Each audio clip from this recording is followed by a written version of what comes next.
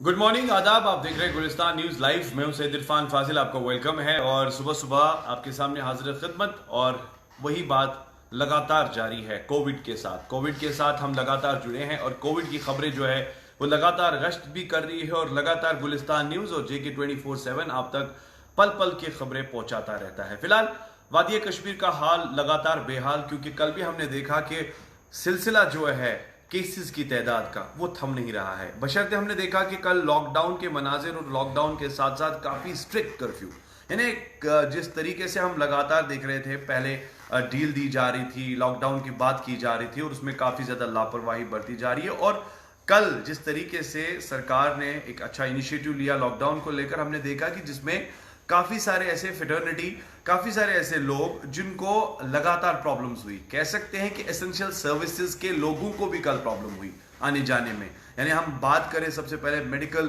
Authority के paramedical doctors, उनकी भी कल पूछताछ हुई, उनसे भी कल शिनाख्त कार्ड मांगे गए।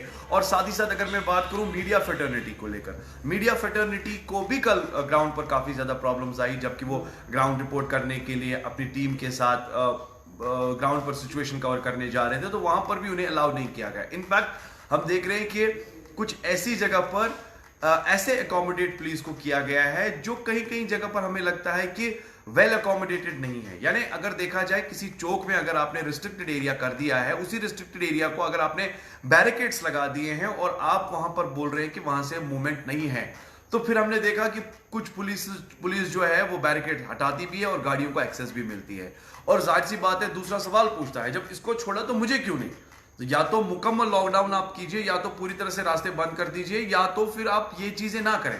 हाँ, कल हमने कुपवारा हंदवारा में देखा एक भरपूर फौज पुलिस की सड़कों पर तैनात थी और मुकम्मल स्ट्रिक्ट लॉकडाउन था और उससे लग रहा था कि वहां पर यकीनन कोई कॉम्प्रोमाइज नहीं है। मगर शहरी श्रीनगर की अगर मैं बात करूं या अभी मैं बात करूं, एयरपोर्ट कनेक्टेड एरियाज है, रामबाग है, या अगर मैं बात करूं नटीपोरा है, छानपोरा है, या दीगर लाल चौक से कनेक्टेड एरियाज, वहां पर अभी भी कहीं कहीं जगह पर एक्सेस है और उसी एक्सेस को लेकर लोग घरों से बाहर आ रहे हैं। और लोग वहां पर, कल हमने देखा कुछ बच्चे भी स्कूटर पे सवार थे, कुछ पेरेंट्स अपने छोटे छोटे बच्चों को घर से बाहर निकाल रहे थे। अगर कोई मेडिकल इमरजेंसी है या कोई खुदा ना खासा प्रॉब्लम है तो बच्चों को घर से बाहर निकालना क्या? और अब जनता ये भी सवाल पूछ रही है कि अब 3 दिन के बाद, 27 के बाद जो लॉकडाउन नहीं होगा, 3 दिन उसमें डील दी जाएगी ईद को लेकर, तो वो 3 दिन जो है वो कितने खतरनाक साबित हो सकते हैं। जब आपके मार्केट्स खुलेंगे, जब आपके हजूम में एक घर से लोग जो बाहर निकलेंगे, बेकरी खरीदेंगे, एसेंशियल कमोडिटीज खरीदेंगे, शॉपिंग करेंगे,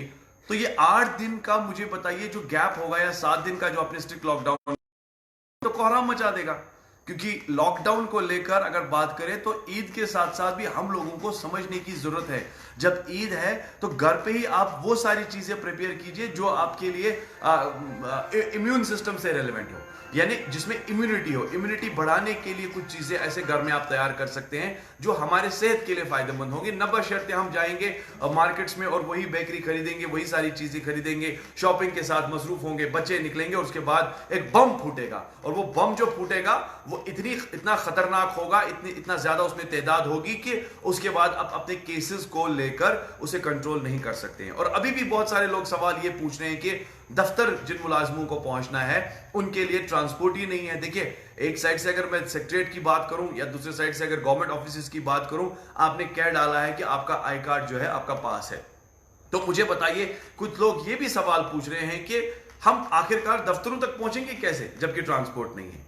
ये भी एक बहुत बड़ा मसला है। और कहीं कहीं जगह पर हम देख रहे हैं कि अभी भी लोग घर में ही बैठे हैं। बहुत अच्छी बात है, कुछ लोग घर में मुकम्मल तौर पे लॉकडाउन का पालन कर रहे हैं, मगर कुछ लोग अभी भी घर से बाहर। और इनफैक्ट मैं ये जरूर कहूंगा कि जम्मू कश्मीर पुलिस जिस तरीके से ग्राउंड पे इनिशिएट ले रही है, रास्तों पर खड़े होके पब्लिक को रोक रही है, मगर मुझे बताइए खुदारा, जब आप 10 लोग एक ही चौक में खड़े हैं, एक चौक में ड्यूटी दे रहे हैं, और उसके बाद भी एक सोशल डिस्टेंसिंग का बैंड बज रहा है, अब आप पूछेंगे क्यों? जब आपने एक ही जगह पर 1000 गाड़ियां जहां जमा हो गई तो कौन सी सोशल डिस्टेंसिंग है? और अगर वही लोग एक ही जगह पर कंक्लूडेड एरिया को ब्लॉक कर देंगे तो कौन सी सोशल डिस्टेंसिंग है? आप मुझे बताइए खुदारा, फिर वहां पे तो वायरस फैलने का ज्यादा खतरा है, और उन एरियाज में ज्यादा खतरा है जहां पर आप लोगों को रोकते हैं और जहां लोगों को आप खड़े कर देते हैं।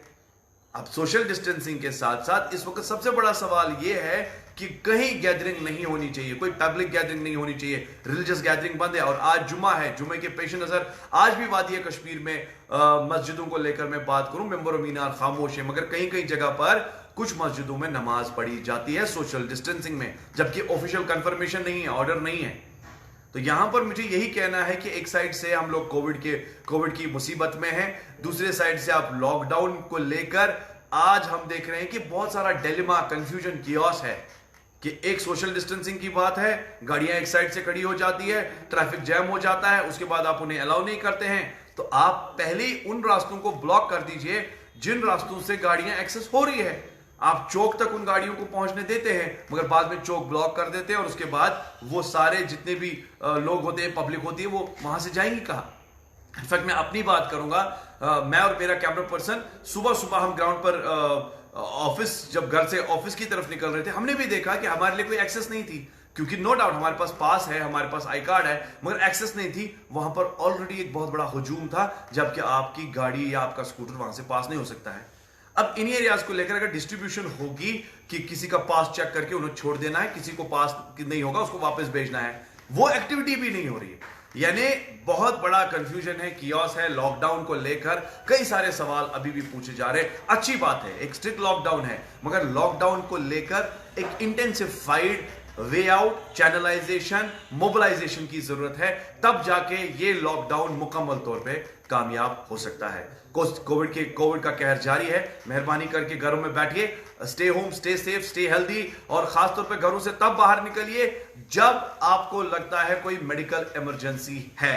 फिलहाल वैक्सीन को लेकर मैं जाते जाते जरूर बात करना चाहूंगा कि 3 कंपनीज जो है या 3 कंट्रीज जो है वो रेस के मैदान में आगे है। नंबर 1 ऑक्सफोर्ड, यूनाइटेड किंगडम, उसके साथ साथ चाइना, वुहान और रशिया, और इसके साथ साथ ICMR, WHO, यानी कई सारे ऐसे इदारे जिनका मानना है कि हिंदुस्तान में अक्टूबर के महीने से वैक्सीन की रेस शुरू हो जाएगी। We are praying for the best and we hope इंशाल्लाह this will work out and will cross the finger for this. Thank you so much for joining me this morning. बहुत बहुत शुक्रिया। खुश रहिए, आबाद रहिए, देखते रहिए गुलिस्तान न्यूज लाइव। इजाजत दीजिए इरफान फाजिल और मेरे कैमरा पर्सन समीर वानी को। Stay home, stay hip.